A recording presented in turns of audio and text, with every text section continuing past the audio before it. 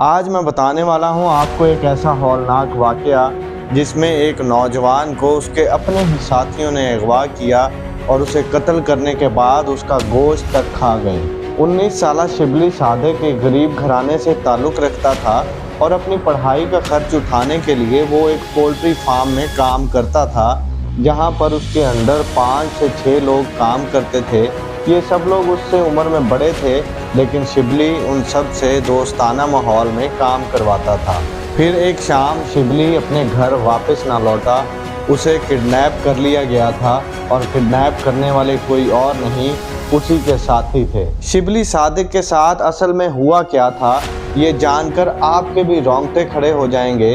तो चलिए जानते हैं इस वाक़ये की हकीकत आज की इस पोस्टमार्टम रिपोर्ट में। लिहाजा आज की इस दिल दहला देने वाली वीडियो को आखिर तक ज़रूर देखिएगा। अस्सलाम वालेकुम, मैं हूं उमैर शहजाद और आप देख रहे हैं पोस्ट का पोस्टमार्टम। दोस्तों, अगर अभी तक आपने इस वीडियो को लाइक नहीं किया तो प्लीज़ इस वीडियो को लाइक कीजिए, चैनल को सब्सक्राइब कीजिए और बेल आइकन को ज़रूर प्रेस कीजिए ताकि हर आने वाली पोस्ट की पोस्टमार्टम रिपोर्ट आप तक बर वक्त पहुँच सके। ये बात है 28 अगस्त 2023 की, जब बांग्लादेश के शहर चिटागांग में रहने वाला 19 साला शिबली सादिक अपने घर वापस ना पहुंचा। उसी रात उसकी मां नाहीद अख्तर को एक कॉल रिसीव हुई, जिसमें शिबली इंतहाई घबराई हुई आवाज़ में बताता है कि उसे अगवा कर लिया गया है और बुरी तरह टॉर्चर किया जा रहा है। इससे पहले कि नाहीद कुछ बोल पाती, कॉल कट गई। फिर थोड़ी देर के बाद उसी नंबर से नाहीद को दोबारा कॉल आई, लेकिन इस बार दूसरी तरफ कोई अजनबी था जिसने बताया कि वो शिबली को मारने वाले हैं। शिबली की किसी के साथ कोई दुश्मनी नहीं थी, तो फिर आखिर ये हो क्या रहा था। दोस्तों, शिबली जिस पोल्ट्री फार्म में काम करता था, वहाँ पर काम करने वाले लोग शिबली की दोस्ती का नाजायज़ फ़ायदा उठाते हुए काम में कोताही बरतने लगे। शिबली एक ईमानदार लड़का था, इसलिए वो काम में गफलत होने पर उनको टोकने लगा। वर्कर्स को अपने से छोटी उम्र के लड़के से कमांड लेना पसंद नहीं आ रहा था और यहीं से इस हौलनाक वाक़ये की शुरुआत हुई। दोस्तों, एक दिन वर्कर्स और शिबली के दरमियान झगड़ा हुआ और बात पोल्ट्री फार्म के मालिक तक जा पहुंची। मालिक ने समझा बुझा कर इस मामले को हल करवा दिया और शिबली भी सब कुछ भुलाकर अपने काम में लग गया।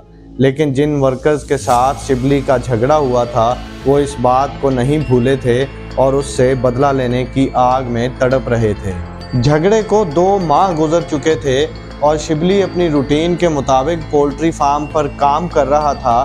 तभी वहां काम करने वाला ओमोंग चिंग मारमा अपने साथियों के साथ आ धमका और शिबली को ज़बरदस्ती अपने साथ उठा कर ले गया। दोस्तों, ये वही शख्स था जिसके साथ शिबली के झगड़े की शुरुआत हुई थी। शिबली ने किडनैपर से अपना फ़ोन छुपा लिया और किडनैप होने के तकरीबन 13 घंटे के बाद मौका मिलते ही उसने अपनी मां नाहीद अख्तर को कॉल की। वो लोग पहले से बहुत परेशान थे और उसे तलाश कर रहे थे, लेकिन जब मां ने अपने बेटे की घबराई हुई आवाज़ सुनी तो वो और ज़्यादा परेशान हो गई। शिबली अभी अपनी मां को ये बता ही रहा था कि उसे अगवा कर लिया गया है और बहुत ज़्यादा टॉर्चर किया जा रहा है कि अचानक कॉल कट गई। थोड़ी देर के बाद नाहीद को दोबारा कॉल वसूल हुई।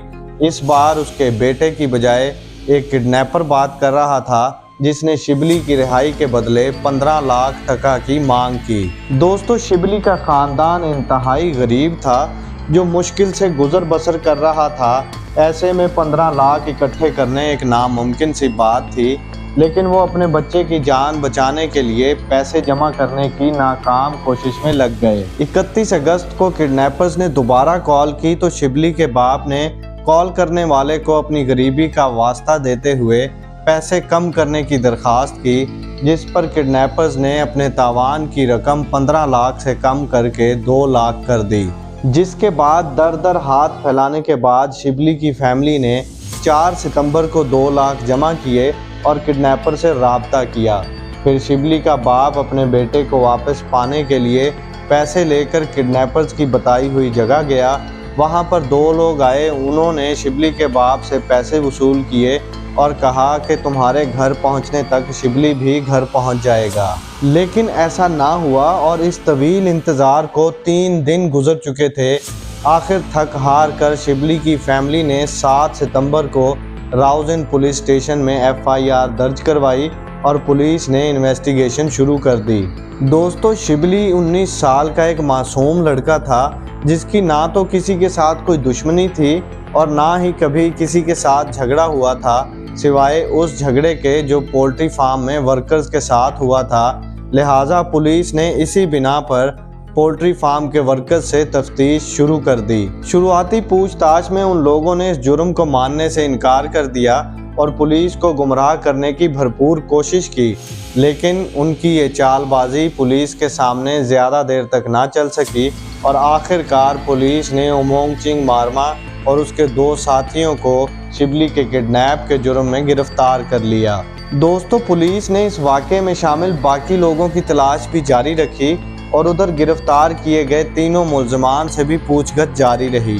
पुलिस जब उमोंग चिंग मारमा से सख्ती से पेश आई तो उसने सारी सच्चाई उगल दी और वो सच्चाई ऐसी थी जिसे सुनकर आपके भी रोंगटे खड़े हो जाएंगे। उमोंग चिंग ने पुलिस को बताया कि उसने 5 वर्कर्स के साथ मिलकर शिबली को अगवा किया। वो उससे हुए झगड़े का बदला लेना चाहते थे और पैसे लेकर उसे छोड़ देना चाहते थे, लेकिन तावान मिलने के बावजूद भी उन्होंने शिबली को इसलिए नहीं छोड़ा क्योंकि शिबली को पता चल चुका था कि उसे किसने किडनैप किया है। उमोंग चिंग का कहना था कि अगर हम शिबली को छोड़ देते तो वो सारी सच्चाई पुलिस को बता देता, इसलिए हमने खुद को बचाने के लिए शिबली को ही मार दिया। अब सवाल ये था कि अगर शिबली मर चुका है तो उसकी लाश कहाँ है। बहुत सी मीडिया रिपोर्ट्स के मुताबिक उमोंग चिंग मारमा ने बताया कि शिबली को मारने के बाद हम सब मिलकर उसका गोश्त पकाकर खा गए और उसकी हड्डियों को पहाड़ पर फेंक दिया। 11 सितंबर को पुलिस डेड बॉडी की रिकवरी के लिए बताए गए पहाड़ पर पहुंची तो वहां पर वाकई में शिबली के हड्डियों के ढांचे मिले जिनके ऊपर से गोश्त गायब था। ये सारी सूरत हाल देखकर शिबली का खानदान और गांव वाले इंतहाई गमज़दा हो गए। लेकिन जब पुलिस हड्डियों के ढांचे और उमोंग चिंग मारमा को वहां से लेकर जाने लगी तो लोगों ने इश्तियाल में आकर पुलिस की गाड़ी पर हमला करके उमोंग चिंग मारमा को गाड़ी से बाहर निकाला। बेकाबू भीड़ ने उसे मारना शुरू किया और तब तक मारते रहे जब तक उसकी जान नहीं चली गई। दोस्तों, एक छोटी सी बात की वजह से उन लोगों ने शिबली के साथ जो किया वो नाकाबिले माफ़ी है। आपकी इस बारे में क्या राय है कमेंट बॉक्स में ज़रूर बताइएगा, क्योंकि आपकी राय हमारे लिए बहुत अहमियत रखती है। अपना और अपने इर्द गिर्द के लोगों का बहुत सारा ख्याल रखिएगा। अल्लाह हाफिज़।